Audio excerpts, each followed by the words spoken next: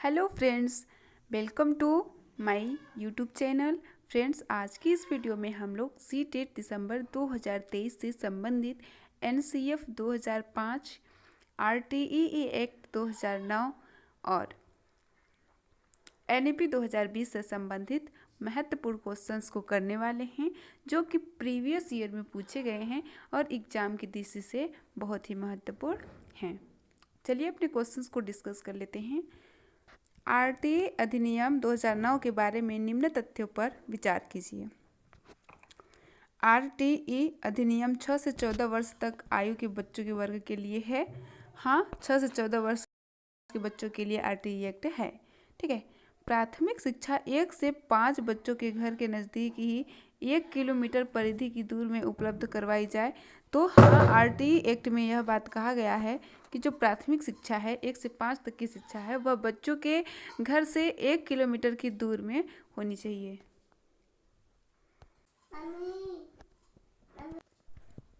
उच्च प्राथमिक शिक्षा 6 से 8 बच्चों के नज़दीक घर के नज़दीक ही 3 किलोमीटर परिधि की दूरी में उपलब्ध करवाई जाए। चौथा, नामांकित छात्रों को विश्वविद्यालय में प्रवेश आयु के आधार पर नहीं बल्कि पिछली कक्षा में उत्तीर्ण के आधार पर किया जाए। गलत है चौथा हमारा। ठीक है, पिछली कक्षा में उत्तीर्ण के आधार पर नहीं किया जाना चाहिए, बल्कि नामांकित छात्रों को विद्यालय में प्रवेश आयु के आधार पर किया जाना चाहिए। अगर बच्चा पिछले क्लास में वो उत्तीर्ण नहीं है तो भी उसे अपर क्लास में एडमिशन दिया जाना चाहिए। ठीक है ना। तो यहाँ पर फोर्थ ऑप्शन गलत हो जाएगा। उच्च प्राथमिक शिक्षा 6 से 8 बच्चों के घर के नज़दीक ही 3 किलोमीटर परिधि की दूरी में उपलब्ध करवाई जाए। करेक्ट है फ्रेंड्स। जो उच्च प्राथमिक शिक्षा है 6 से 8 वर्ष 6 से 8 में जो बच्चे पढ़ते हैं उनके स्कूल की दूरी उनके घर से 3 किलोमीटर की दूरी पर होनी चाहिए। कक्षा 8 तक किसी भी छात्र को अनुत्तीर्ण नहीं किया जाएगा। वेरी इंपॉर्टेंट है। आरटीई एक्ट बताता है कि कक्षा 8 तक के बच्चों को किसी भी प्रकार से अनुत्तीर्ण नहीं किया जाएगा। तो यहाँ पर हमारा फर्स्ट, सेकेंड, थर्ड और फिफ्थ चारों सही हैं। चलिए कौन सा ऑप्शन हमारा कवर कर रहा है। यहाँ ऑप्शन है पहला, दूसरा, तीसरा और पांचवा। ये फर्स्ट ऑप्शन सही हो जाएगा। पहला, तीसरा और पांचवा हमारा सही हो जाएगा। चलिए नेक्स्ट है, आरटीई एक्ट में कक्षा 1 से 5 तक के बारे में सही है। शिक्षक छात्र अनुपात 1 से 30, प्रतिवर्ष कार्य दिवस न्यूनतम 200 दिन, प्रतिवर्ष शिक्षण घंटे न्यूनतम 800 घंटे, उपयुक्त सभी। तो यहाँ पर हमारा सभी सही हो जाएगा। ठीक है। शिक्षक छात्र अनुपात 1:30 में होना चाहिए, यानी कि पर 30 स्टूडेंट में एक शिक्षक होना चाहिए। न्यूनतम 200 दिन, मिनिमम 1 साल में 200 दिन अटेंशन होना चाहिए। 800 घंटे पूरे होने चाहिए। यहाँ पर हमारा सभी हो जाएगा करेक्ट। चलिए नेक्स्ट है, आरटीई एक्ट 2009 में क्या प्रावधान नहीं है। विद्यालय स्थापित करने का दायित्व समुचित सरकार का होगा।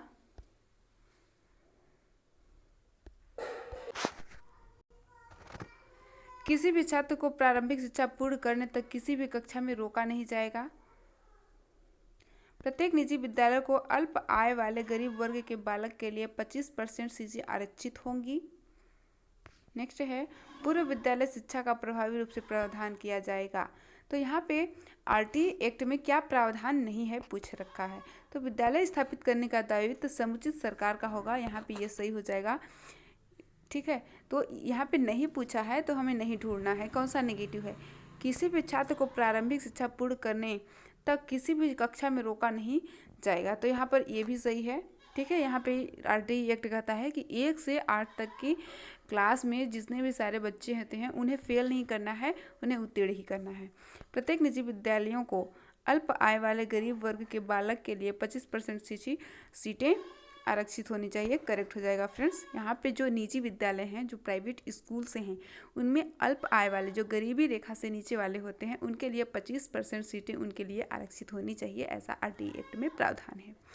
पूर्व विद्यालय शिक्षा का प्रभावी रूप में प्रावधान किया जाएगा। यहाँ पर इस बात को प्रावधान नहीं है आरटीई एक्ट में। ठीक है। तो यहाँ पर हमारा डी ऑप्शन सही हो जाएगा। चलिए नेक्स्ट है, आरटीई एक्ट 2009 के अनुसार विद्यालय प्रबंधन समिति के बारे में सही कथन है। समिति में कम से कम 3/4 सदस्य माता पिता या संरक्षक होंगे। 50% सदस्य महिला होंगी। समिति का गठन प्रवेशहीन बालकों और उनके माता पिता और शिक्षकों के निर्वाचित प्रतिनिधियों में होगा। विद्यालय प्रबंधन समिति का अध्यक्ष विद्यालय विकास और शिक्षण कार्य में भाग लेगा। ठीक है,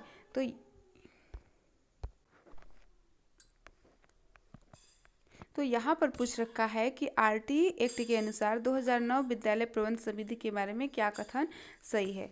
ठीक है ना, तो यहाँ पे लिखा है कि समिति में कम से कम 3/4 सदस्य माता पिता या संरक्षक होंगे, सही है।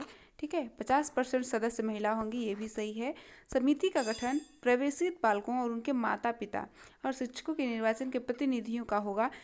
ठीक है, करेक्ट है ये भी फ्रेंड्स। विद्यालय प्रबंधन समिति का अध्यक्ष विद्यालय विकास और शिक्षण कार्य में भाग लेगा। यहाँ पर डी ऑप्शन गलत हो जाएगा। विद्यालय प्रबंधन समिति का अध्यक्ष विद्यालय विकास शिक्षण कार्य में भाग लेगा, ऐसा नहीं कहा गया है। तो यहाँ पर हमारा ए, बी और सी तीनों सही हैं, तो यहाँ पर फर्स्ट ऑप्शन करेक्ट हो जाएगा। चलिए नेक्स्ट ऑप्शन देख लेते हैं, नेक्स्ट क्वेश्चन को। आरटीई अधिनियम 2009 के अनुसार अध्यापकों से कौन कौन से गैर शैक्षणिक कार्य करवाए जा सकते हैं।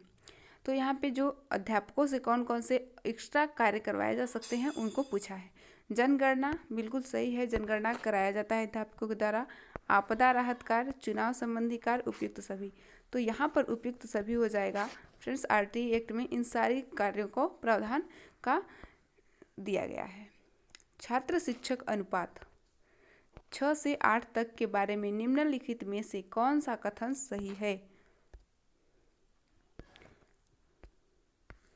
कम से कम प्रति कक्षा एक शिक्षक विज्ञान, गणित, सामाजिक विज्ञान और भाषा, कला शिक्षा, स्वास्थ्य एवं शारीरिक शिक्षा और कार्य शिक्षा के लिए एक अंशकालिक शिक्षक।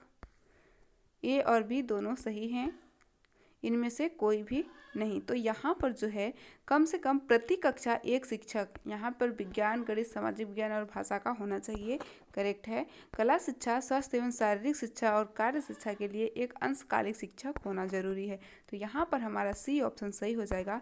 ए और बी हमारा दोनों सही हैं। चलिए नेक्स्ट है, राष्ट्रीय पाठ्यचर्या की रूपरेखा 2005 निम्नलिखित में से किस पर जोर देती है। प्राथमिक स्तर पर सीखने के माध्यम के रूप में बच्चे की मातृभाषा का उपयोग, यहाँ पर मातृभाषा का उपयोग बोला गया है। प्रत्येक बच्चे की गुणवत्तापूर्ण प्रारंभिक शिक्षा की गारंटी का अधिकार है।